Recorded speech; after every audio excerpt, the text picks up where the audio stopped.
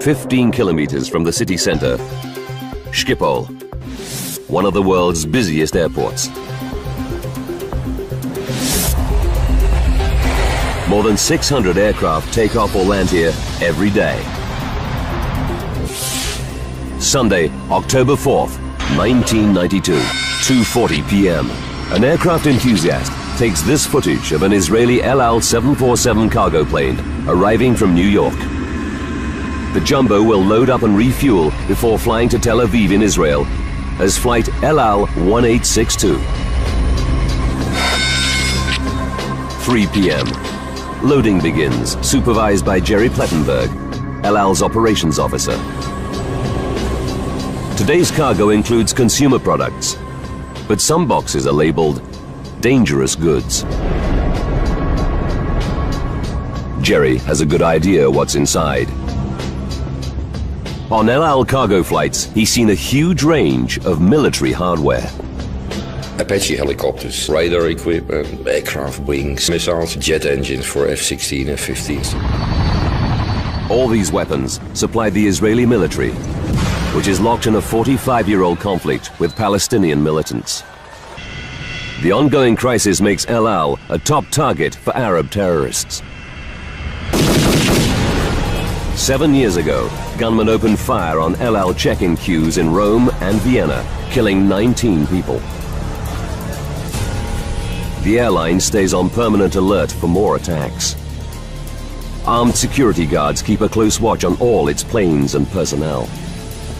And before loading, all freight passes through a pressure chamber to detonate any bombs planted by terrorists. 5:20 p.m. Flight 1862 has passed security checks. Now the crew arrive for their pre-flight inspection. The 747 is 13 years old, but it still has at least 5 years of useful service before retirement. 59-year-old Captain Yitzhak Fuchs is in command. Like many El Al pilots, Fuchs is a combat-hardened veteran of the Israeli Air Force. He's got 25,000 pilot hours under his belt. Flying alongside Fuchs are flight engineer Gedalia Sophia and co-pilot Arnon Ohad, the rookie of the crew. Just 32, he's been flying jumbos for less than a year. Flight 1862's takeoff will be supervised by air traffic controller Henriette van Openen. It was wonderful flying weather. You could see to the end of the world. All the flight paths in and out of Schiphol pass over densely populated areas of Amsterdam. Under one of them lies the Belmer suburb, 13 kilometers to the east. At its heart, the sprawling Groeneveen apartment block. It's home to almost 2,000 people. Among them, Marlene Treidemann, a nurse, and Guillermo, her son. Every day planes would come over. You got used to that after a while. Guillermo will celebrate his 17th birthday in 5 days' time. He's a typical teenager, into pop music and martial arts movies. But today, he's been to church with his mother. The Treudemann's home is on the 5th floor of the Groeneveen block. Marlene and her husband Stanley are originally from Suriname, a former Dutch colony in South America.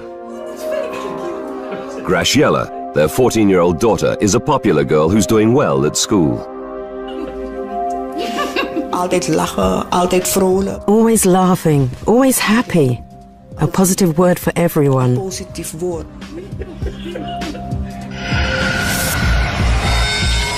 6 p.m. On runway 1 at Schiphol, Captain Fuchs powers up the 747's 4 Pratt & Whitney engines. LL 1862, ready for taxi.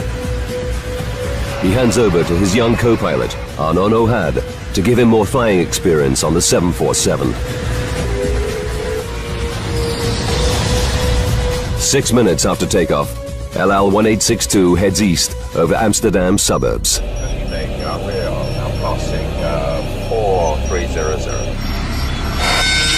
6:27 p.m. and 30 seconds. The engines are still at full thrust as the jumbo climbs to 6,500 feet. Everything is running like clockwork. The crew settles in for the flight to Tel Aviv. In less than 5 hours, they'll be back on home soil with their families.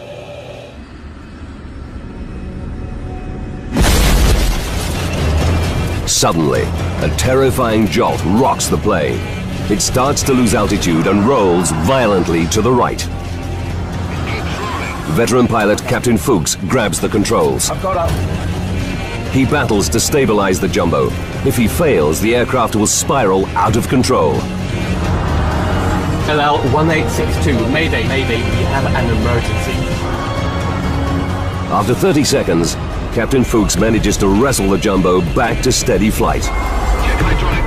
Flight engineer Sophia desperately scans his control panels to try to find out what's wrong. Seconds later, another crisis. The instruments reveal that both engines on the right wing are out of action. It's a pilot's nightmare. Captain Fuchs must get back to Schiphol for an emergency landing. Fast. He tells co-pilot Ohad he needs the airport's longest runway. We request 27 for landing. Air traffic control clears the jumbo for the journey back to Schiphol. In that case, heading 360. 360 the heading. Roger. The return route to runway 27 will take the jumbo over the Belmer suburb where the Treidemann family lives. They and thousands of others in the crippled jet's flight path are completely unaware of the drama unfolding above them.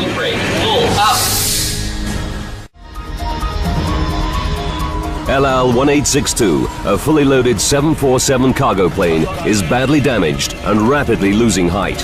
LL-1862, Mayday, Mayday, we have an emergency. 6:30 p.m.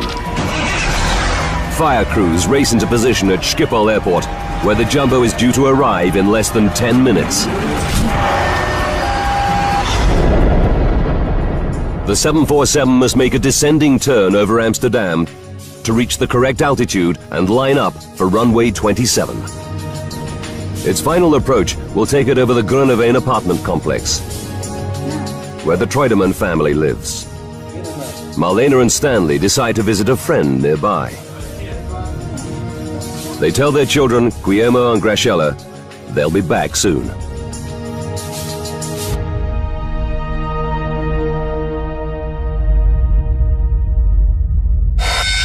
(6:33 p.m. and 35 seconds. Descend to 2,000 feet. Air traffic controller Henk ter Brakke clears the stricken jumbo to land at runway 27. Okay, you have around 13 miles to go to touchdown. Speed is all yours. The 747 is 2 minutes from the Belmer suburb. Marlena and Stanley are halfway to their friend's apartment. It's a typical Sunday evening. Many people are at home with their families. It was very relaxed outside. You could hear the children playing. You could see the people on the walkways.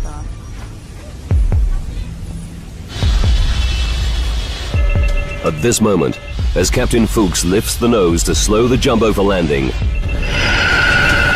the roll to the right returns. He jams the rudder further to the left, but now the plane barely responds. Co-pilot Ohad alerts Schiphol. Controlling problem. Controlling problem as well.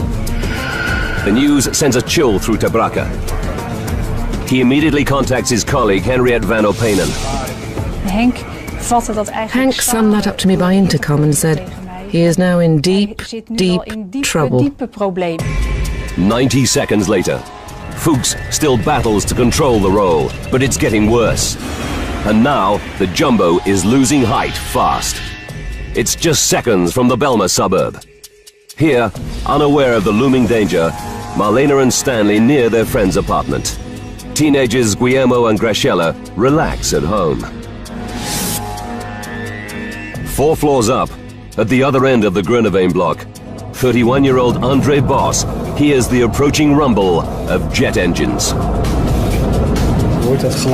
You can describe the noise as getting louder all the time, and eventually it starts to roar. Suddenly, the roll accelerates to an extreme 90-degree angle, and the jumbo spirals towards the Belma. Raise the flat. Get your gear down. Going down. Going down. Synchrate. Pull up. The roar of the jet is now deafening. Andre grabs the phone to call the emergency services. Seconds later, a nightmare unfolds just meters from his home. I looked at the landing gear as it flew straight past my balcony. Marlena and Stanley reach their friend's apartment. In his 10th floor apartment, 36-year-old bank worker Rinus de Haan is about to eat dinner. A screech from his pet cat brings him to his balcony. He's paralyzed by what he sees. The jumbo is heading straight for his apartment block. I saw my life go by in a flash from my childhood to that moment. I thought, it's over.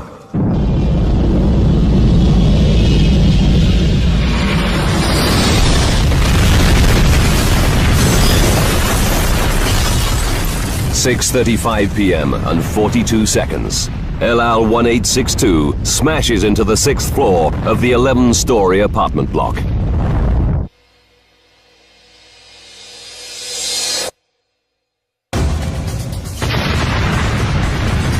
I heard a huge noise.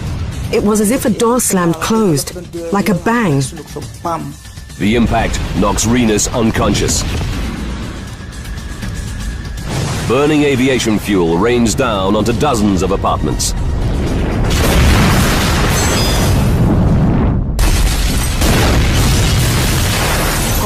The sound of the crash came from the direction of Marlena and Stanley's home, where they left their children just minutes ago. The couple race back, gripped by fear. What terrible disaster has struck their neighborhood? And are Guillermo and Graciela in danger?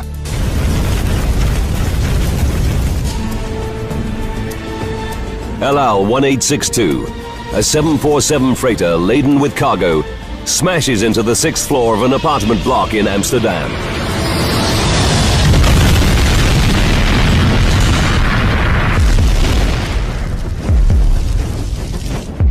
"6:35 p.m. and 47 seconds. Air traffic controller Henk ter Brakke realizes the signal from the jumbo has stopped. Up in the control tower, Henriette van Openen can see why.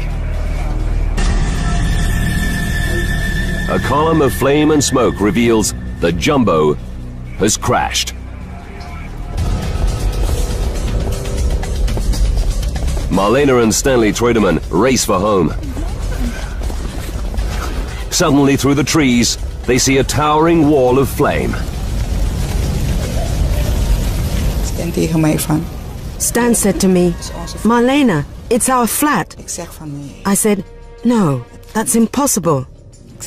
He said, "Marlena, our children, our children." He was screaming.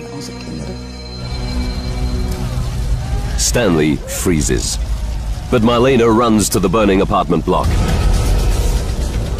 She finds a staircase and races to the 5th floor. I was only thinking, I need to find my children. I need to find my children.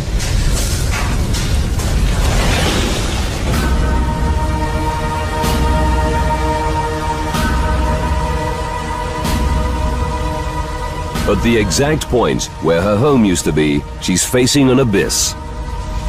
A burning hole. I couldn't believe that my house was gone. I stood there and thought, no, I'm dreaming.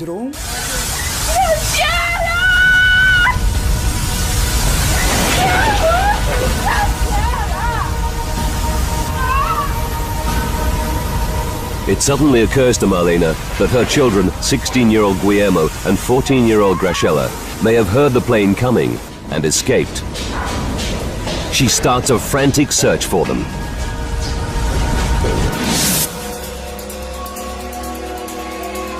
On the 10th floor, bank worker Rinus de Haan regains consciousness.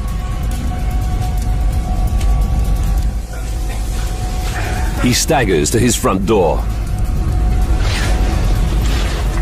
To his horror, It won't budge. Shockwaves from the crash have shifted the frame and jammed the door shut. Rinus realizes he survived the crash, but now he could burn to death. There's no way out. Not even his cat can jump from the 10th floor. I thought, this is the end. I thought if I come out, it'll be a miracle. Andre Boss's apartment, 200 meters away, escaped the impact. Now he rushes to the crash site to see if he can help.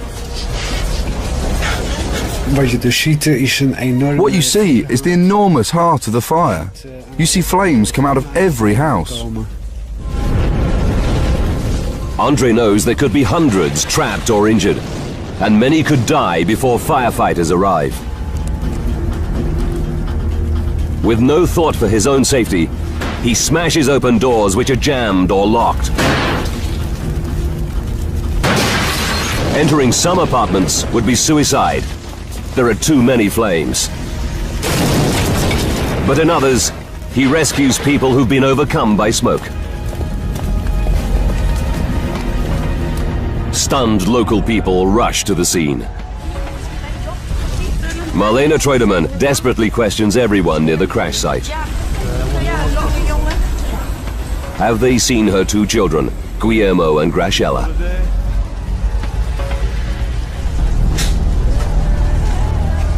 Still trapped in his 10th floor apartment, Rinus de Haan feels the temperature soaring as the blaze rages outside. At that moment, it was 58 degrees Celsius already in my house. I was sweating pints. Rinus fears he's got just minutes to live. But he can do nothing except pray that he and his cat will be rescued.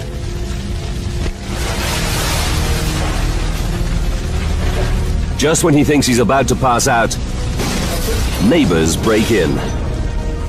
They rush him from the inferno in the nick of time.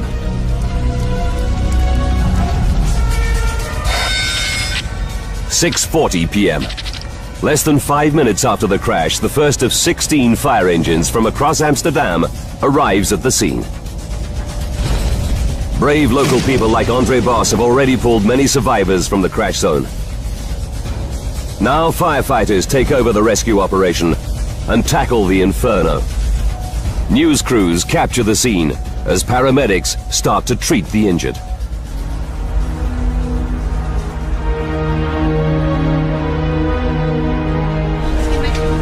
"50 minutes after the crash, Marlene still searches for her children. But no one has seen them. The terrible truth starts to sink in. She said goodbye to Guillermo and Graciela less than an hour ago and promised to be back soon. Now, all hope of seeing them alive again is fading. At that moment, I felt as if I was dead myself. I felt as if I had died inside. Why did this have to happen? Why did my children have to go?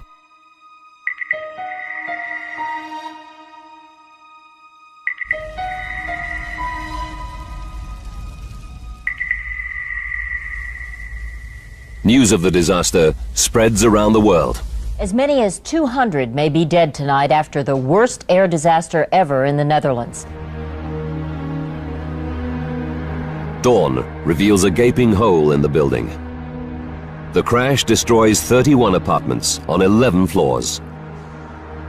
The official death toll is 43, including Captain Fuchs and his crew.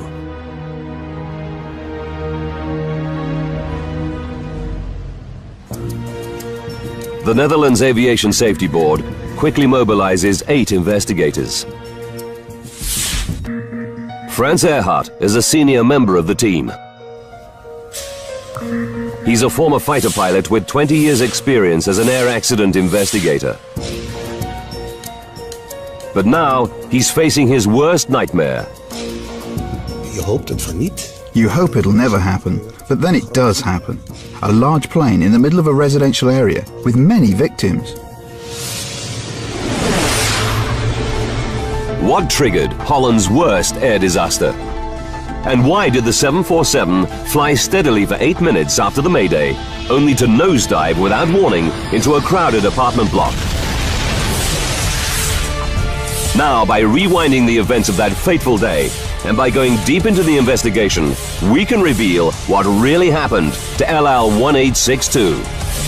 Advanced computer simulation will take us where no camera can go, into the heart of the disaster zone.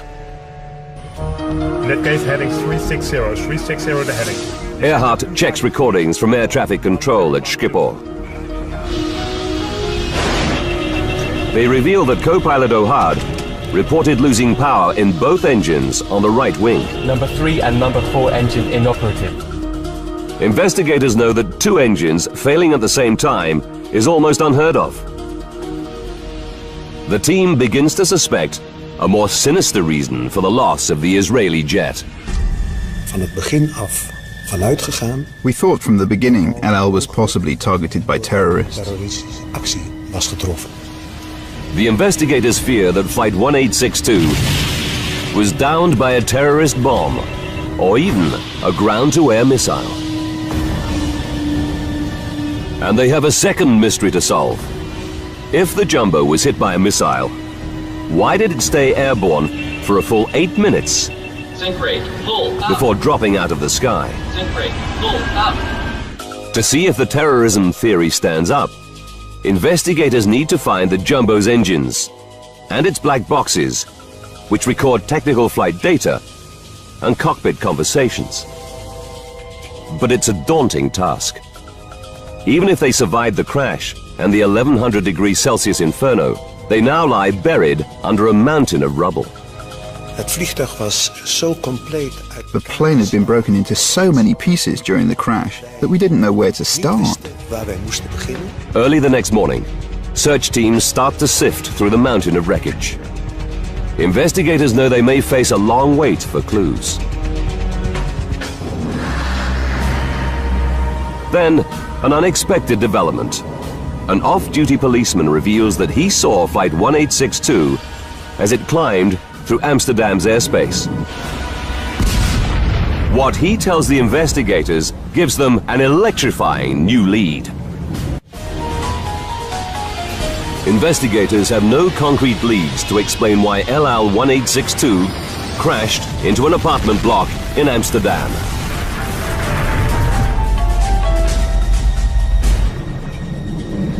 Then, Jan Kaspers, a detective with the Amsterdam police, tells them an extraordinary story.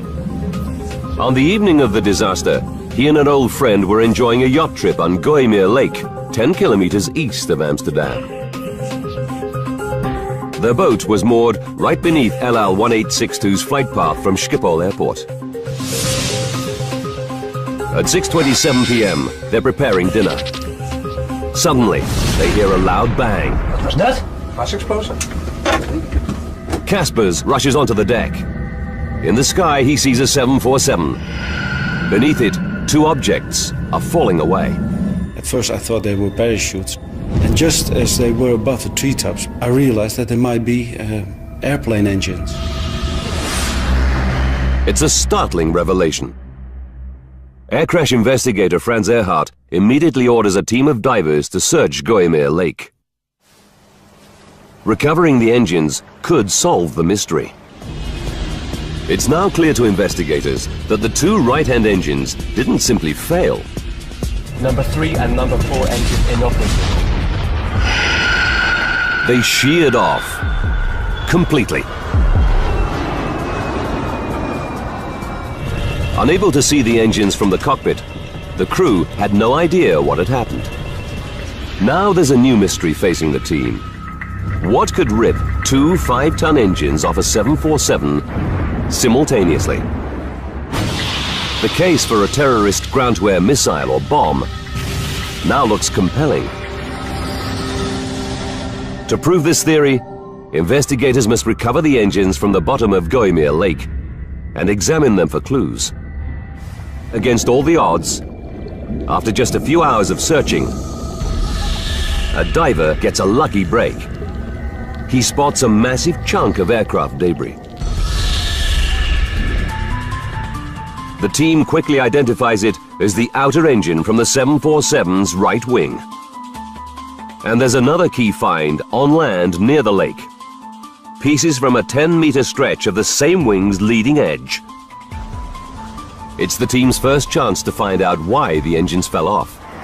They rush the wreckage to their labs.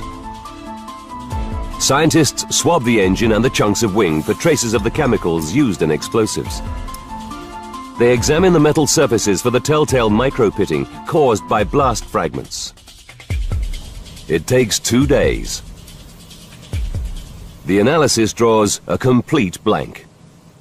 Investigators can find no evidence of an explosion, nor any other clue to why the engine broke away. It's a dead end. Now the investigators' only chance to solve the mystery is to find the 747's inner engine, in the hope that it holds the key, or to locate one of the plane's black box flight recorders at the crash site. The Dutch Navy joins the search for the inner engine. It deploys 2 specialized salvage vessels, sonar, and more divers. But after 2 more days, they find nothing. The investigators are worried. With every passing hour, crucial evidence is slipping away. The water would start corroding the parts, and because of that, we were keen to find it as soon as possible. The news is equally bleak at the crash site. Search teams can find no trace of either of the 747's critical black boxes. To make things worse, there's another setback. Within 24 hours of the crash, the mayor of Amsterdam ordered diggers and bulldozers to clear the site. He's under huge public pressure to recover bodies as quickly as possible. Earhart and his team are powerless. Their only option is to follow the debris to its new home, an Amsterdam garbage dump. It seems a hopeless task. Then, after 3 days, Earhart is in his Amsterdam office when he gets a call. It's good news. One of his team has found the 747's flight data recorder. We were very happy. At last we could take a step forward in our investigation. This black box records all the aircraft's critical technical data. It could prove the breakthrough they so desperately need. But when they open it, it's a terrible letdown. The tape inside is broken in 4 places. And data from the plane's critical final 2.5 minutes is indecipherable. They send the recorder to specialists in Washington, D.C. and the USA. It's a long shot, but it's their only hope. 11 days after the crash, the investigation team is at rock bottom. But just as investigators are beginning to despair, they hit the jackpot. A diver finds the inner engine, half buried by mud. It's still attached to the mounting that fixed it to the wing.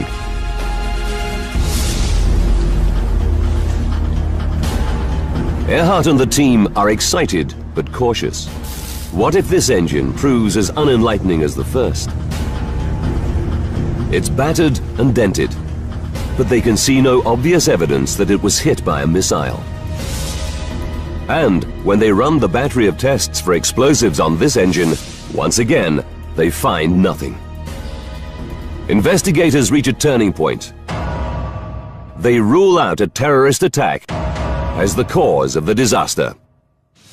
In fact, they can find nothing wrong with the engine itself. But when they examine its cowling, the outer casing, they quickly spot something odd. A dent, and on it, smears of black paint. Where did it come from? They send the paint for analysis. But they must still find out why the inner engine broke away in the first place. Since the engine was still fixed to its mounting, the separation must have occurred at the point where it was fixed to the wing. The team studies the 747's engine attachment system. 4 fittings hold the engines to the wing. At the heart of each is a 14-centimeter long hollow steel bolt called a fuse pin. The fuse pins are strong enough to take the load of a 5-ton jet engine at full thrust. But in some circumstances, they're actually designed to fail. If an engine suffers a crisis, like a mechanical seizure or a bird strike, it can vibrate violently. If the vibrations get too severe, the engine might tear itself free, destroying the wing with dire consequences. To prevent this, investigators know that all 747s have a damage limitation system. When vibrations reach a critical point, the fuse pins are engineered to snap, allowing the engine to fall away harmlessly. But there's no sign that the inner engine suffered a crisis. So the team must consider a chilling possibility. Did something go terribly wrong with the fuse pin system that led to catastrophe? The team examines the mounting that fixed the inner engine to the wing. They focus on what's left of the 2 central fittings which carry the bulk of the load. The fuse pins they held are both missing. But on one fitting, investigators spot something intriguing. The top of the lug that held the fuse pin has snapped off. Did this happen when the engine hit the lake, or earlier? Metallurgists examine the brake and make a dramatic discovery. The stress markings are not typical of a violent impact. They reveal that the lug snapped because it was overloaded. They realize this can only have happened if the fuse pin inside broke at one end. This would transfer significant stresses and twisting forces onto the lug at the other end, making it give way. Fuse pins are designed to break at both ends if the strain on the engine reaches a critical point. Earhart believes that a partial failure can only mean one thing: metal fatigue in the fuse pin. It's a startling new theory. Could metal fatigue in the engine's fuse pins be at the root of the disaster? But Earhart knows the inner engine would only shear off if both central fuse pins failed. To prove their theory, investigators will have to find the missing fuse pin from the other central fitting. The chances of finding such a tiny part in Gooimeer Lake are remote. Earhart's only hope that a significant fragment was still attached to the wing when the jumbo crashed.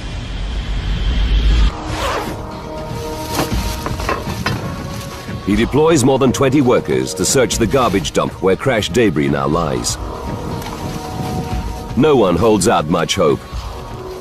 The missing fuse pin was only 14 centimeters long and may have shattered on impact. Looking for the essential parts of the wing mounting was like looking for a needle in a haystack. 48 hours into the search, they have still found nothing.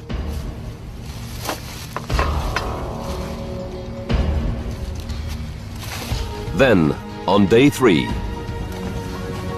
one of the team spots a piece of metal half hidden by garbage. It's part of the missing central fitting from the inner engine. And against all the odds, there's a chunk of fuse pin still inside. Investigators know it may be their last chance to solve the mystery behind the disaster. They begin scanning the fragment under an electron microscope as soon as it arrives from the rubbish dump. And they find their answer. In the wall of the fuse pin, there's a crack 4 millimeters deep. The patterns around the fault show all the classic signs of metal fatigue. The flaw started along machining grooves in the hollow pin's central bore. It's the breakthrough the team have worked so hard to reach. They already know that metal fatigue made one of the inner engine's 2 critical central fuse pins fail. Now, they have indisputable evidence that the other central fuse pin was also defective. With every flight, the microscopic cracks in the inner engine's fuse pins got bigger and bigger. On October 4th, 1992, they reached a critical point. At 6,500 feet, with the engine at full thrust, the faulty fuse pins fail.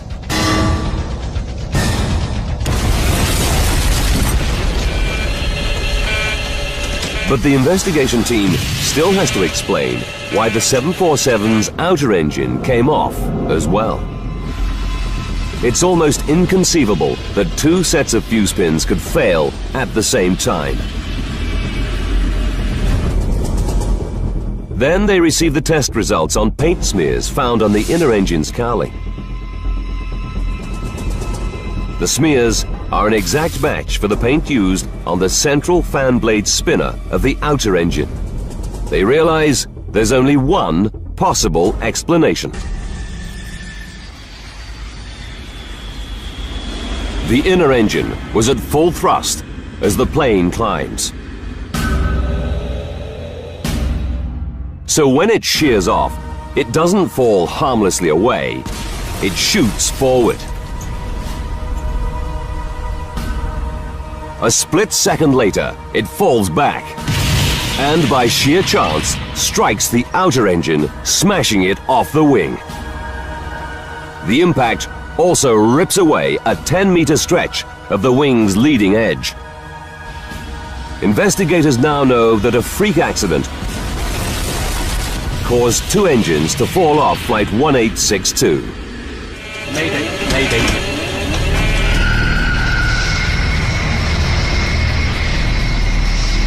They alert the manufacturer, Boeing.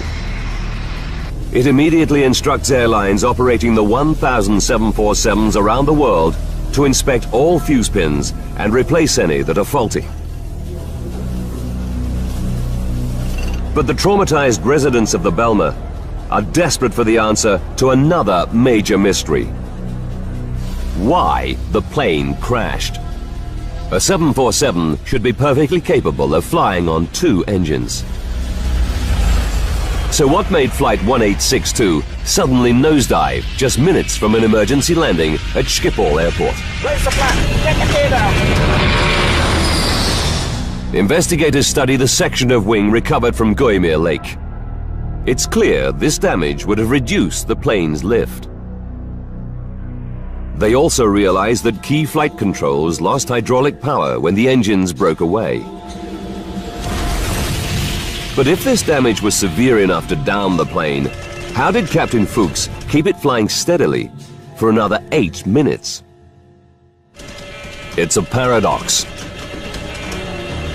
Then, 18 days after the crash, the team gets some good news. Experts in the USA have retrieved the information from the damaged flight data recorder. The technical readings it contains prove to be the final piece of the puzzle. They reveal in chilling detail what finally downed Flight 1862.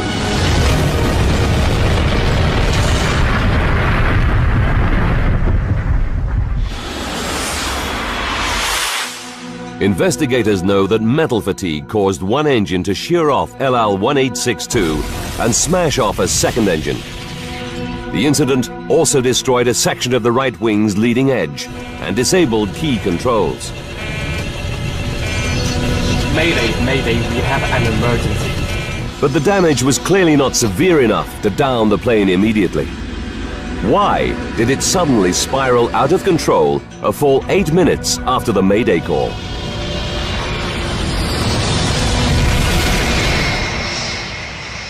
the team drafts in test pilot and aeronautical engineer Geert Tikelaar to find the answer. He analyzes thousands of technical readings from the 747's flight data recorder. After 8 months of hard work, Tikelaar has a dramatic new insight into what happened to Flight 1862. For the first time, he's able to explain the complex relationship between the loss of the engines, the mangled wing, and the damaged controls. He discovers that although the crippled plane could still fly, a crash was inevitable as soon as it tried to land. De crew had geen keuze. The crew didn't have a choice. They could do nothing else. They were doomed to crash. The flight data analysis finally reveals why LL-1862 nosedived without warning after pilots kept the jet airborne for a full 8 minutes. And how hundreds of people on the ground were left seconds from disaster. 8 minutes to disaster. Defective fuse pins holding the inner engine to the wing snap, causing the plane to lose not one, but 2 engines. This catastrophe also damages a 10-meter stretch of the wing's leading edge, causing a major disruption of airflow over it.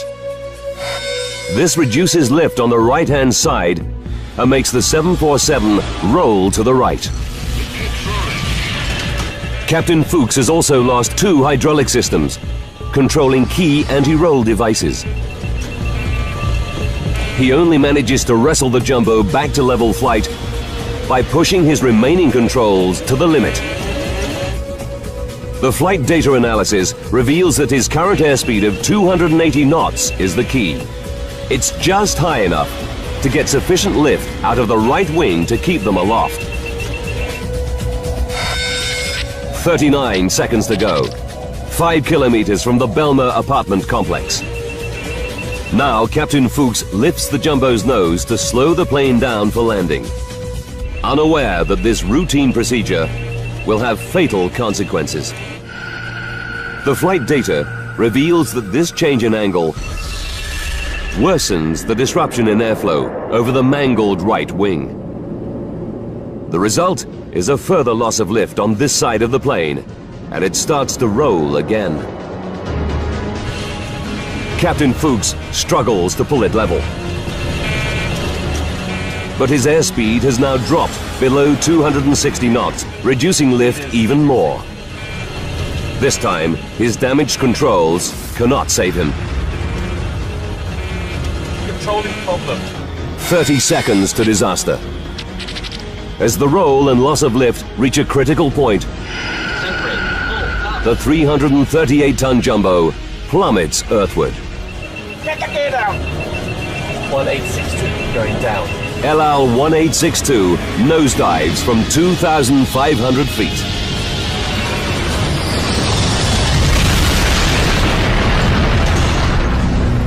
Microscopic faults in 2 14-centimeter long components lead to the death of 43 people.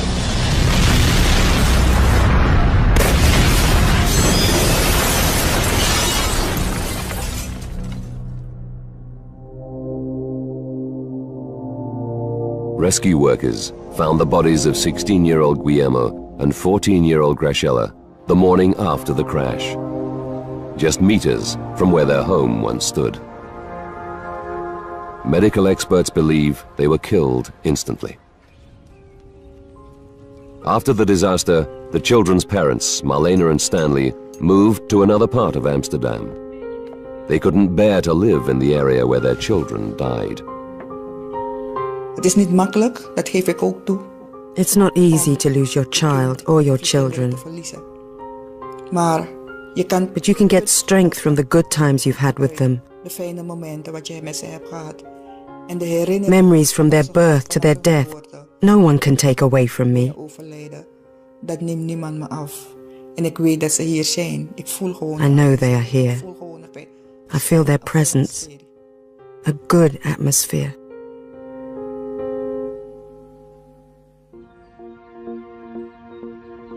The apartments in the crash zone were demolished. but their foundations remain. Nearby is a permanent memorial to the victims.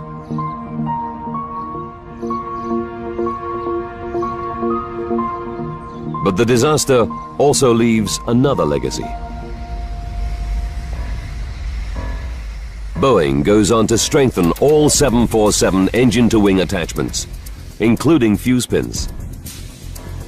It also rolls out a more stringent inspection regime, with new ultrasound testing to detect metal fatigue. The changes brought about by the Schiphol crash